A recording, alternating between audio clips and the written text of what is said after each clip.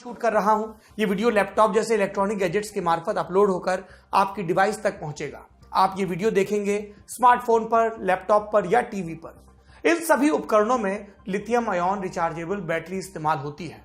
इस धरती पर इस श्रेणी की जितनी बैटरियां हैं उन सब में एक चीज कॉमन है, कोबाल्ट। ये एक ट्रांजिशन मेटल है जो धरती के भीतर एक रासायनिक अवस्था में पाई जाती है। ये कोबाल्ट ना हो तो शायद मैं ये वीडियो शूट ना कर पाऊं और शायद आप ये वीडियो देख ना पाएं। आबादी की सप्लाई चेन में हमारी भी भागीदारी है। रिपोर्ट्स के मुताबिक हमारे गैजेट्स में लगने वाला कोबाल्ट और बाकी धातुएं डीआरसी की जिन खदानों से आती हैं उसका एक बड़ा हिस्सा ब्लैक मार्केट से ऑपरेट होता है। इस मार्केट में मिलिशिया ग्रुप्स की हिस्सेदारी है। ये संगठन मिनरल्स निकलवाते हैं और किससे निकलवाते हैं? डीआरसी के बच्चों और औरतों से, जिन्हें रेप और टॉर्चर के सहारे बंधुआ मजदूरों की तरह खतरनाक खदानों में खटाया जाता है। इस शोषण के चक्र का हिस्सा है और इसमें सबसे आगे हैं चीन की कंपनियां। इनके पास डीआरसी के माइंस का बड़ा ठेका है। इंटरनेशनल मीडिया रप्टों के मुताबिक ये कंपनियां 5-6 साल के बच्चों से मजदूरी करवाकर सस्ते में खनिज हासिल करती हैं और उससे बड़ी बड़ी इलेक्ट्रॉनिक कंपनियों को मोटे मुनाफे पर बेचती हैं। मतलब यूं होता तो क्या होता? आज इस देश का किस्सा मैं आपको सुना रहा हूं, वहां ये सवाल सबसे मौजूद है। एक ब्रीफ प्रोफाइल बताता हूं। मैं ये वीडियो एक डिजिटल कैमरे पर शूट कर रहा हूं।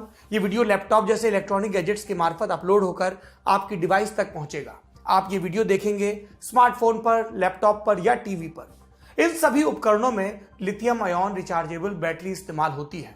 इस धरती पर इस श्रेणी की जितनी बैटरियां हैं उन सब में एक चीज कॉमन है, कोबाल्ट।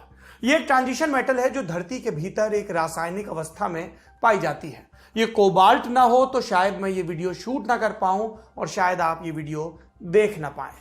बहुत मुमकिन है कि हमारे इन उपकरणों में इस्तेमाल हुए कोबाल्ट का सोर्स, उसका कंट्री कोड 1 हो, +243। ये कंट्री कोड वहां का है जहां दुनिया का 60% से ज्यादा कोबाल्ट पाया जाता है। ये प्राकृतिक संसाधनों में इस ग्रह का सबसे अमीर मुल्क है। वहां 1738 लाख करोड़ से ज्यादा कीमत के खनिज संसाधन जमीन में अनछुए दबे हैं। ये इतनी बड़ी रकम है कि इसमें रिलायंस जितनी करीब 144 कंपनियां आ जाएं। ऐसा बमुश्किल ही कोई मिनरल हो जो इस देश में ना मिलता हो। तांबा, gold, coltan, zinc, tin, tungsten, diamond, सबका भंडार है यहां। होने को यह मुल्क सबसे अमीर देशों में एक हो सकता था, लेकिन ऐसा हुआ नहीं। उसकी संपदा उसका अभिशाप बन गई और इसी संपदा के चलते वो गुलाम बना। उसकी आबादी गुलामों की तरह खरीदी और बेची गई। आजादी मिली तो तानाशाही आ गई, सिविल वॉर छिड़ गया, ढेर सारे हिंसक संगठन बन गए, दिन रात सिर्फ मारकाट। 60 लाख से ज्यादा लोग मारे जा चुके हैं, लाखों बेघर हैं, बेवतन हैं। और इन सब से लोग उभरे भी नहीं थे कि इस्लामिक आतंकवादियों ने यहां घर बना लिया। और आज की तारीख में इस देश की पहचान क्या है? दूसरे वर्ल्ड वॉर के बाद सबसे रक्त रंजित संघर्ष वाला देश, युद्ध और घरेलू संघर्ष में सबसे ज्यादा मृतकों वाला देश, वो देश जहां एक भी पक्की सड़क नहीं है, वो देश जहां सबसे ज्यादा बलात्कार होते हैं, वो देश जहां 8-9 बरस के बच्चे भी हथियारबंद हत्यारे बना दिए जाते हैं। और बीते रोज यहीं से एक और हमले की खबर आई जिसमें इटली के राजदूत समेत 3 लोग मारे गए। पूरा मामला क्या है आज विस्तार से बताऊंगा। नाम democratic Republic of Congo, short में डीआरसी बोलते हैं। सेंट्रल अफ्रीका में बसे डीआरसी को आप दुनिया का एक फेफड़ा भी कह सकते हैं और इसकी वजह है यहाँ के रेन फॉरेस्ट। दुनिया में जितने उष्णकटिबंधीय जंगल बचे हैं उनका 12.5% इलाका डीआरसी में पड़ता है। आप सोचेंगे डीआरसी कहने से तो अच्छा है कि कॉन्गो कहा जाए। नहीं, इस देश को केवल कॉन्गो नहीं कहा जा सकता क्योंकि दुनिया में एक नहीं 2 कॉन्गो हैं। एक है ये डीआरसी और दूसरा उसका पड़ोसी रिपब्लिक ऑफ द कॉन्गो। इन दोनों देशों को एक प्राकृतिक सरहद बांटती है जिसका नाम है कॉन्गो रिवर। मध्य और पश्चिमी अफ्रीका में बहने वाली कॉन्गो रिवर दुनिया की सबसे गहरी नदी है। प्रचलित मान्यता है कि इस नदी को अपना नाम मिला बाकोंगो नाम के एक स्थानीय कबीले से।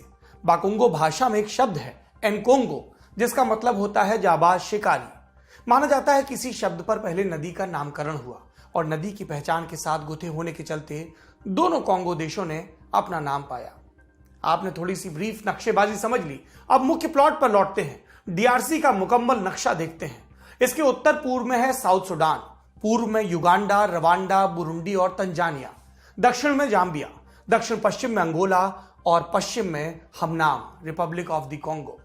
डीआरसी का आधुनिक राजनीतिक इतिहास शुरू होता है 13वीं सदी से। तब यहां एक साम्राज्यवादी की सप्लाई चेन में हमारी भी भागीदारी है। रिपोर्ट्स के मुताबिक हमारे गैजेट्स में लगने वाला कोबाल्ट और बाकी धातुएं डीआरसी की जिन खदानों से आती हैं, उसका एक बड़ा हिस्सा ब्लैक मार्केट से ऑपरेट होता है। इस मार्केट में मिलिशिया ग्रुप्स की हिस्सेदारी है। ये संगठन मिनरल्स निकलवाते हैं, और किससे निकलवाते हैं? डीआरसी के बच्चों और औरतों से, जिन्हें रेप और टॉर्चर के सहारे बंधुआ मजदूरों की तरह खतरनाक खदानों में खटाया जाता है।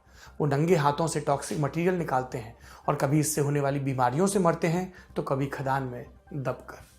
यानी माइनिंग कंपनियां भी इस शोषण के चक्र का हिस्सा हैं, और इसमें सबसे आगे हैं चीन की कंपनियां। इनके पास डीआरसी के माइंस का बड़ा ठेका है।